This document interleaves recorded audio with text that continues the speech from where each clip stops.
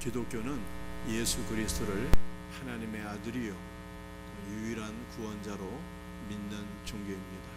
성경은 왜 예수 그리스도를 우리의 유일한 구원자라고 말씀하고 있는 것일까요?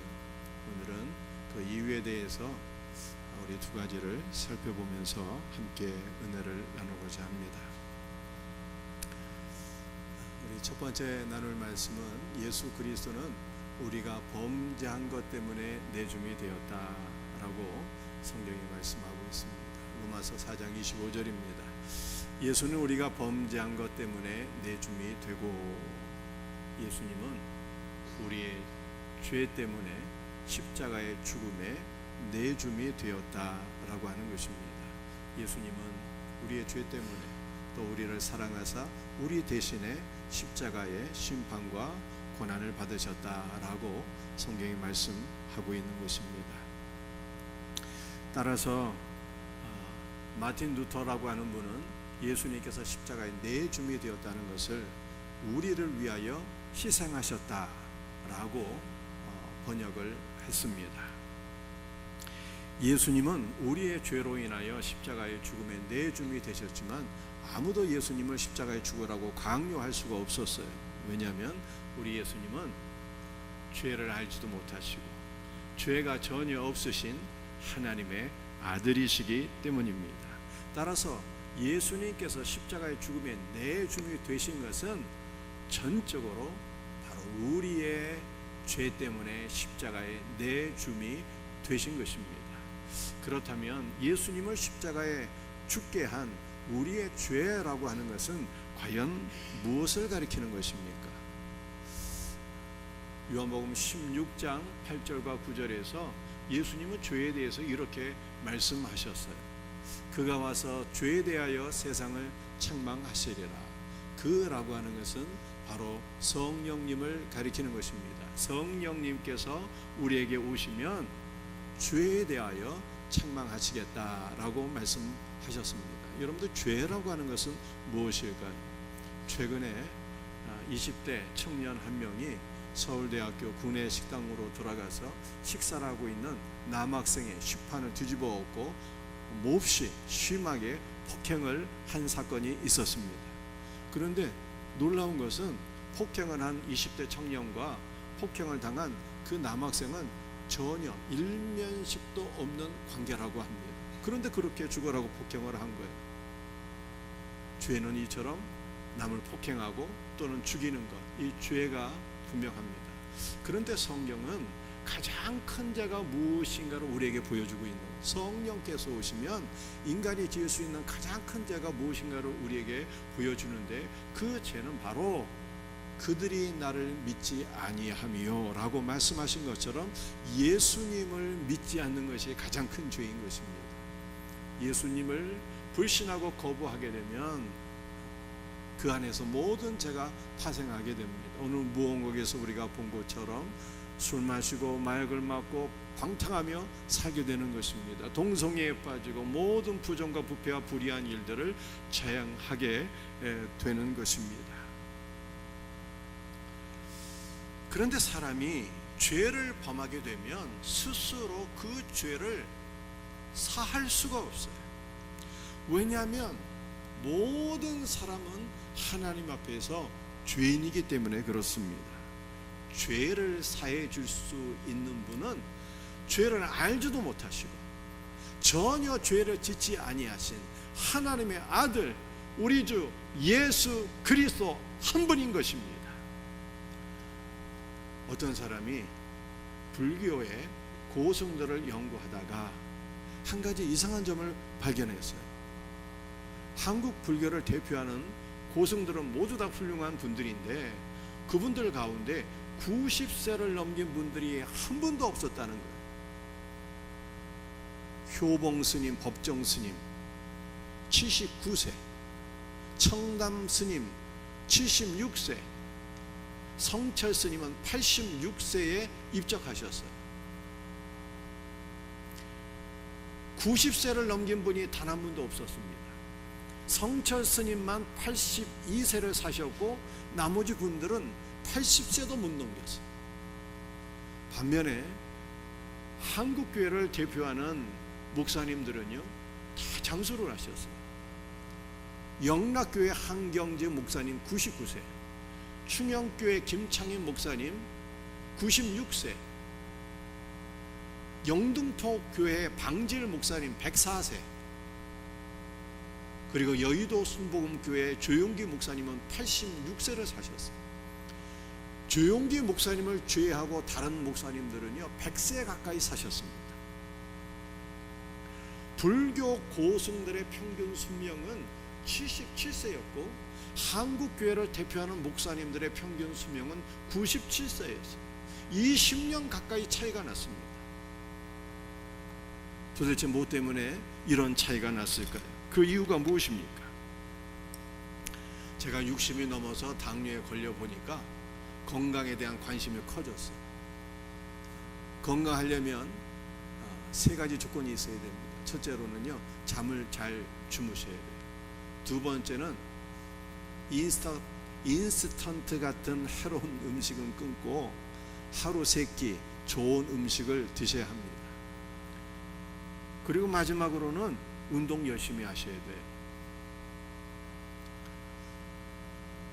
그런데 운동보다 더 중요한 것이 좋은 것을 먹는 것입니다. 여러분들 좋은 것이 무엇일까요? 기본적으로 좋은 공기를 마시고 맑은 물, 생수를 마시는 거예요. 그런데 스님들은 어떻게 살고 계십니까? 깊은 산속에서 신선한 공기와 생수를 매일 마실 뿐만 아니라 산에서 나는 산나물, 채소, 심지어는 약초까지 이 스님들이 다 먹고 그렇게 사는 것 아니겠습니까? 더군다나 절간은 대부분 산속 깊은 곳에 있기 때문에 그냥 날마다 좋은 공기를 마시고 그분들은 등산도 저절로 하면서 이렇게 생활을 하시는 거예요. 뿐만 아니라 스님들은 108번뇌에서 벗어나기 위하여 날마다 참선을 하고 무념무상에 이르게 됩니다. 번뇌가 없으니까 스님들은 잠도 잘 주무실 것 같아요. 그러니까 스님들은 건강을 위한 3가지 기본 조건이 다 기본적으로 충족이 되는 거예요. 좋은 거 먹고 사시죠.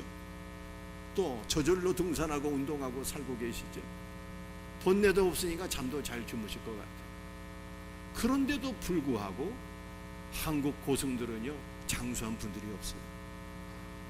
그 이유가 무엇일까요? 그 이유를 성철 스님이 1993년 입적하시기 전에 남긴 유언을 통해서 우리가 확인할 수가 있습니다. 성철 스님이 다음과 같은 유언을 남기셨는데요, 이분의 유언이 1993년 3대 일간지에 다 실렸어요. 조중동, 조선일보, 중앙일보, 동아일보에 성철 스님의 유언이 실렸는데 이렇게 말씀을 하셨습니다. 내 인생은 잘못 선택되었다. 나는 지옥에 간다. 내 죄는 산보다 높고 바다보다 깊은데 내 어찌 감당하랴. 내가 80년 동안 포교한 것이 헛된 것이었다. 우리는 구원이 없다. 불교에는 죄값을 해결해 줄 수 있는 자가 없기 때문이다. 이런 말씀을 남기셨어요. 그리고 금강경에 대해서도 말씀을 하셨는데, 여러분들 금강경이 뭔지 알고 계십니까? 금강경은 대승불교에서 가장 권위가 있는 책이에요. 대승불교에서 권위가 있는 책이 2가지가 있는데, 하나는 금강경이고 하나는 여러분들이 아마 이름을 들어보았을 만한 반야심경이라고 하는 것입니다.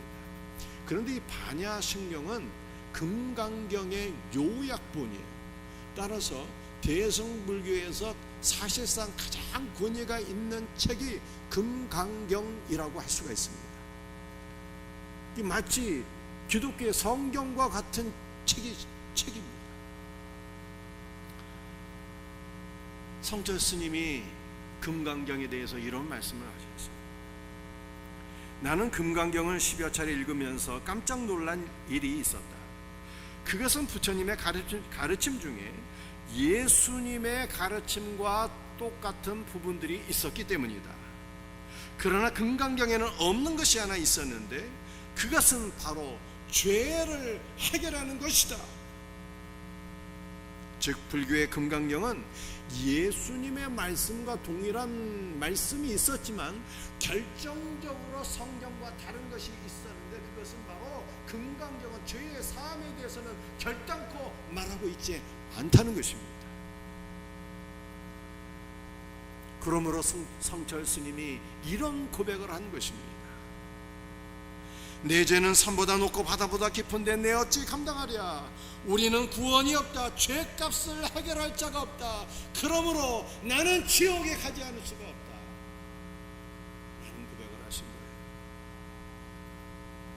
여러분들 성철 스님이 깨달은 것은 내 죄는 차고 넘치는데 이 죄를 사해줄 구원자가 없다는 것입니다. 성철 스님이 불교에 구원자가 없다라고 하는 것을 깨닫게 되었을 때 얼마나 큰 충격을 받게 되었을까요? 이러한 충격과 죄에 대한 고민과 갈등이 고승들의 수명을 단축시키는 요인이 되었을 것이다 생각을 하는 것입니다. 여러분들 불교와 기독교의 가장 큰 차이점이 무엇일까요? 불교에는 죄를 사해줄 구원자가 없고 기독교에는 우리를 죄로부터 구원하실 구원자가 있다는 것입니다. 그분이 누구입니까? 바로 주 예수 그리스도입니다. 사도 바울은 아무 죄도 없으신 예수님께서 우리의 죄를 사해 주기 위하여 십자가에서 죽으셨다 이렇게 말씀하고 있어요. 이것은 예수님께서 우리를 모든 죄로부터 구원해 주시는 구원자가 되신다라고 하는 뜻입니다. 요한복음 5장 24절 말씀입니다. 여러분들 이 말씀 스크린 보시고 한번 같이 읽어볼까요? 내가 진실로 진실로 너에게 이르노니 내 말을 듣고 또 나 보내신 이를 믿는 자는 영생을 얻었고 심판에 이르지 아니하나니 사망에서 생명으로 옮겼느니라. 내 말을 듣고 나 보내신 이를 믿는 자. 내 말은 예수님의 말씀, 예수님의 말씀을 믿고 예수님을 보내신 이를, 즉 성부 하나님을 믿는 자는 영생을 얻었고 라고 말씀하고 있어요. 영생을 얻었고가 현재입니다. 즉 예수님의 말씀을 듣고 살아계신 하나님을 믿는 자마다 즉시 영원한 생명을 얻고 이 영원한 생명을 영원토록 누리게 된다라고 하는 뜻입니다. 예수님은 내 말을 듣고 나 보내신 하나님을 믿는 자는 영생을 얻었고 심판에 이르지 아니할 것을 말씀하셨어요. 마지막 날 최후의 심판이 있습니다. 그런데 그 최후의 심판의 기준점은요 단 하나입니다. 돈이 있고 없고 이거 아니에요. 여러분들이 가방끈이 길고 짧고 이거 아닙니다. 이 땅에서 얼마나 위대한 인생을 살았는가 못 살았는가, 착하게 살았는가 못 살았는가, 이런 것이 아니에요. 최후의 심판의 기준점은 딱 하나입니다. 그것은 오직 하나님의 아들 한 분이에요. 아들이 있는 자는 생명이 있고 아들이 없는 자는 생명이 없는 것입니다. 아들을 믿지 않는 자는 영원한 형벌에 떨어지는 것입니다. 그리고 예수님은 또 이렇게 말씀하셨어요. 내 말을 듣고 나 보내신 이 살아계신 하나님을 믿는 자는 영생을 얻었고 심판에 이르지 아니하고 마지막으로 사망에서 생명으로 옮겼느니라 라고 말씀하셨습니다. 이 사망에서 생명으로 옮겨졌다는 것이 완료형으로 되어 있습니다. 이것은 예수님을 믿는 순간 영원한 생명을 얻은 것이고 다시는 사망의 지배를 받지 않는 것이고 다시는 사망으로 돌아갈 수 없다라고 하는 뜻이에요. 이것을 달리 표현하면 예수님을 믿는 순간 우리는 지옥에서 천국으로 옮겨진 것이며 다시는 사탄의 지배를 받지 아니하며 다시는 지옥으로 떨어질 수 없다라고 말씀하신 것입니다. 그러므로 예수 믿는 것이 가장 복되고 귀한 일임을 믿어서 오늘 이 시간 마음의 문을 활짝 여시고 주 예수 그리스도를 믿는 복된 은혜가 우리 모두에게 있기를 주의 이름으로 축복합니다. 우리 예수님께서 로마서 8장 1절에서 이렇게 말씀하셨어요. 그러므로 이제 그리스도 예수 안에 있는 자에게는 결코 정죄함이 없나니. 의인은 없나니 한 명도 없다고 그랬습니다. 저와 여러분들은 다 죄인인 거예요. 죄에서 태어나서 죄를 짓다가 죄 가운데 죽는 다 죄인들입니다. 그럼에도 불구하고 정죄함이 없대요. 왜 정죄함이 없을까요? 그리스도 예수 안에 있기 때문입니다. 우리 예수님께서 우리를 위하여 우리의 죄 때문에 우리 대신 하나님의 심판을 받아 죽으셨기 때문에 주 예수 그리스도를 믿는 자에게는 결단코 정죄함이 없다고 말씀하고 있습니다. 여러분들 이사 부재리의 원칙이라고 하는 것을 알고 계시지 않습니까? 세상에서도 동일한 죄에 대해서는요, 두 번 다시 심판을 받지 않는 거예요. 사람이 죄를 지어서 한 번 심판을 받게 되면, 한 번 형벌을 받게 되면은 그것으로 끝나는 것입니다. 동일한 죄에 대해서 세상에서도 두 번 심판을 받지 않아요. 이것은 영적인 세계에서도 그대로 적용되는 것입니다. 우리의 죄짐을 지고 예수님께서 우리 대신 하나님의 심판을 받아 십자가에 죽으시는 형벌을 받으셨기 때문에 예수 그리스도 안에 있는 자기는 결단코 정죄함이 없다라고 성경에 말씀하고 있는 것입니다. 그리스도 안에 있는 자에게는 세 가지가 없어요. 결단코 정죄함이 없고요, 정죄함이 없기 때문에 받아야 될 형벌도 없습니다. 세 번째 없는 것은 죄의 권세 아래 있지 않게 됩니다. 우리가 이전에 예수님을 믿기 전에는 죄가 우리를 사로잡고 마귀가 우리를 질질 끌고 다니며 살았는데, 이제 예수 그리스도를 믿고 영접한 자들에게는 정죄함도 없고 형벌도 없고 이제는 성령께서 우리를 사로잡으시고 우리를 이끄시는데 영원한 생명 안으로 이끄시고 변화된 삶 가운데로 우리를 인도해 주실 것을 믿으시기를 바랍니다. 오늘 두 번째로 우리가 나눌 말씀은, 예수님은 우리의 죄 때문에 내 줌이 되셨을 뿐만 아니라 우리 예수 그리스도는 우리를 의롭다 하시기 위하여 살아나셨다라는 것입니다. 로마서 4장 25절 말씀이죠. 예수는 우리가 범죄한 것 때문에 내 줌이 되고 또한 우리를 의롭다 하시기 위하여 살아나셨다 라고 말씀하고 있습니다. 그런데 예수님께서 살아나셨다라고 하는 것이요, 수동태로 되어 있어요. 이것은 예수님께서 스스로 살아나신 것이 아니라 하나님 아버지께서 우리의 죄로 인하여 십자가에 죽으신 예수 그리스도를 3일 만에 다시 살리셨다라고 하는 뜻입니다. 그렇다면 하나님께서는 왜 성자 예수 그리스도를 다시 살리셨을까요? 그것은 우리 모든 사람에게 예수님이 하나님의 아들이시요 우리 예수님이 우리의 구원자가 되신다라고 하는 것을 가르쳐 주시고 선포하시기 위함이었어요. 우리 예수님께서 우리의 죄짐을 지시고 십자가에 죽으셨을 때 많은 사람들이 예수님에 대해서 오해를 하게 되었습니다. 예수가 죽은 것은, 그것도 십자가에 달려 죽은 것은 저 사람의 겉보기에는 멀쩡하지만 사실은 죄인이기 때문이에요. 그것도 죄를 아주 많이 지은 악인 중에 악인이어서 하나님께 저주를 받아 십자가에 달려 죽은 것이다, 이렇게 생각을 하게 되었습니다.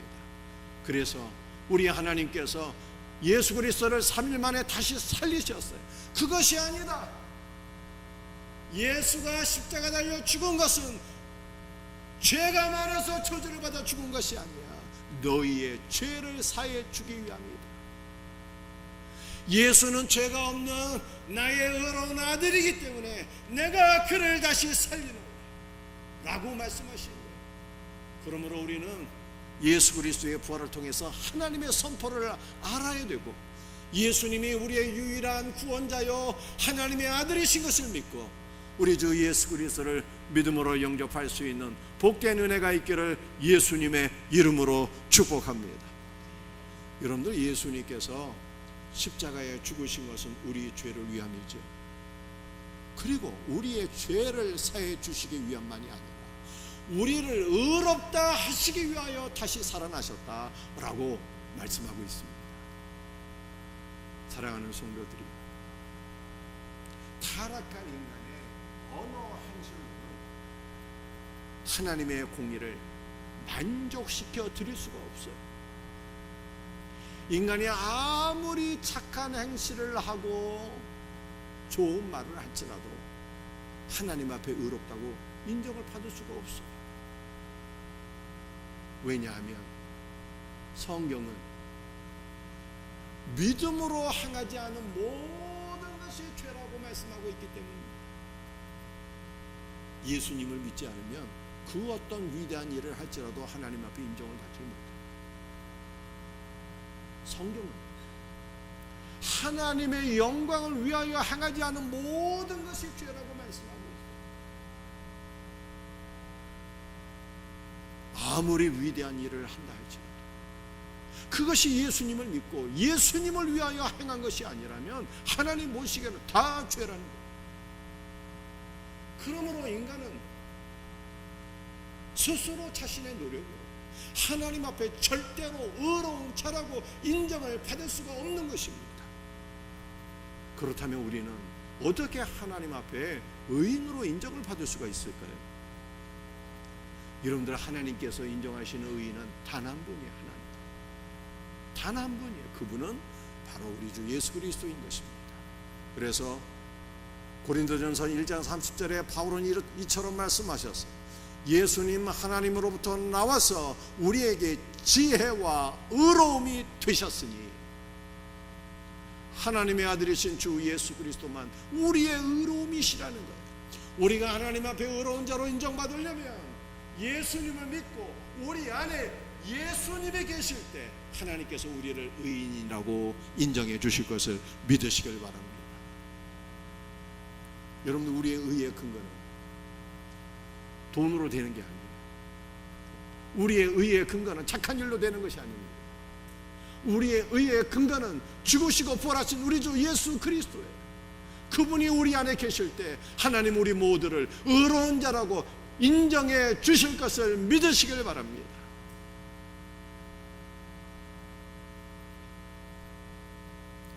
예수님께서 우리의 범죄를 위하여 내어줌이 되셨고요, 우리를 의롭다 하시기 위해 다시 살아나셨어요. 그리고 예수님께서 우리를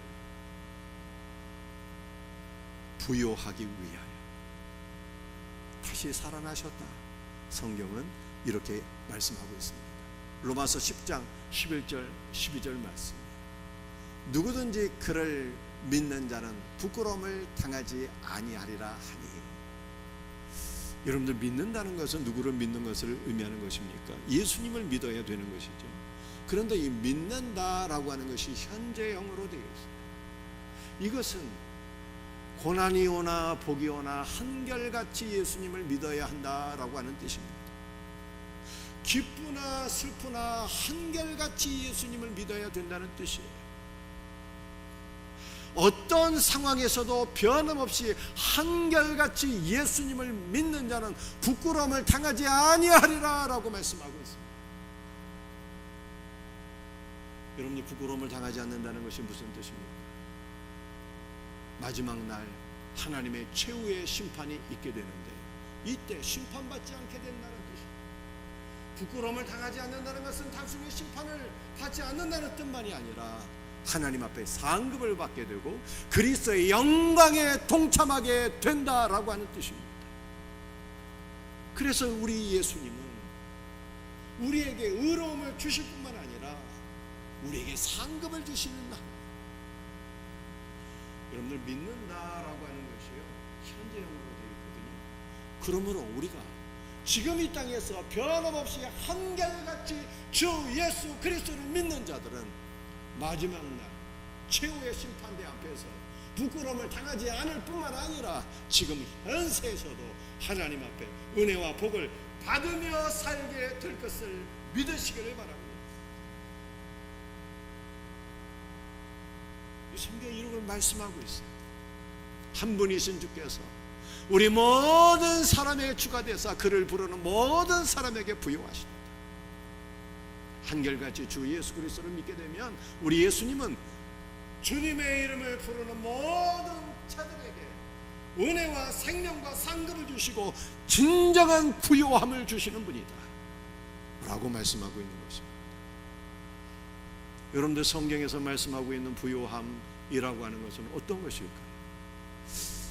고린도전서 2장 9절 말씀을 보게 되면요, 하나님께서는 자기를 사랑하는 모든 자들을 위해서 엄청난 부요함을 예비해 놓으셨는데 그 부요함은 우리가 눈으로 보지도 못한 것들이고 귀로 듣지도 못한 것들이고 마음으로 생각하지도 못한 것들을 우리 하나님께서 다 예비하시고 믿는 모든 자들에게 부어주신다라고 말씀하고 있어요. 여러분들, 하나님께서 우리를 위하여 예비해 놓으신 진정한 부요함은 무엇일까요? 그것은 참된 보배가 되시는 우리 주 예수 그리스도입니다. 예수님을 믿는 자들은 온 우주에서 가장 값진 보배가 되시는 예수님을 소유합니다. 그러므로 그의 인생은 번쩍번쩍 빛나는 보석 같은 아름답고 영광스러운 삶이 되는 것입니다. 저는요, 학생 시절에, 청년 시절에 이 말씀을 읽다가 눈이 번쩍 떠졌어요. 누구든지 그를 믿는 자는 부끄러움을 당하지 아니하리라. 왜냐하면 저는 어린 시절부터 청년에 이르기까지 굉장히 가난하게 살았거든요. 인간적으로 보면 소망이 없는 삶이었어요. 그런데 성경을 읽어보니까 예수님을 믿는 자는 부끄러움을 당하지 아니하리라 이렇게 말씀하고, 주 예수님을 믿게 되면 정말의 구원을 받을 뿐만 아니라 현세에서도 주님의 나를 축복하시고 하나님의 영광을 위하여 쓰임받게 될 것을 믿습니다. 이 믿음이 딱 생기더라고요. 이 말씀을 붙잡고 기도했더니 하나님께서 저의 삶을 축복하시고 영원한 생명을 얻게 하셨을 뿐만 아니라 하나님의 나라를 위하여 쓰임을 받게 하셨어요. 할렐루야. 사랑하는 성도들이, 오늘 이 시간 여러분 가운데 죄의 문제 때문에 고민하신 분들이 있습니까? 세상 그 어느 총계에도 죄를 구원할 수 있는 구원자입니다. 우리의 죄를 해결해 줄 수 있는 분은 오직 예수님 한 분입니다. 예수님 믿고 구원받으시길 바랍니다. 여러분들, 우리 인간의 내면에는요, 끊임없이 인정받고 싶은 욕구가 있잖아요. 그런데 사람의 인정은 아무 소용도 없는 거예요. 우리는 하나님 앞에 인정을 받아야 돼요. 어떤 자로 인정받아야 됩니까? 너는 의인이다 라고 인정을 받으셔야 되는 거예요. 우리가 하나님 앞에 의인으로 인정을 받는 길은 우리를 위하여 죽으시고 다시 살아나신 예수님을 믿고 그분이 우리 안에 있게 될 때 하나님 앞에 의롭다고 인정을 받을 수가 있어요. 오늘 마음의 문을 활짝 열고 예수 그리스도를 믿음으로 영접할 수 있기를 바랍니다. 여러분들 지금 삶의 고난이 있다고 낙심하고 좌절하시는 분들이 있습니까? 좌절하지 마세요. 우리 예수님 우리를 승리의 길로 이끄시는 분이에요. 우리 예수님은 우리의 삶을 복되게 하시는 분이에요. 우리 예수님은 우리의 삶을 현세와 내세에 이르기까지 부여하게 하시는 분인 것을 믿으시길 바랍니다. 예수를 믿는 것이 가장 복된 일이에요. 예수를 믿는 것이 가장 아름다운 일입니다. 그러므로 오늘 이 시간 교회에 나와서 말씀을 듣는 모든 분들, 주님께서 사랑하시고 그러므로 이 자리에 오게 된 것을 믿으시길 바랍니다.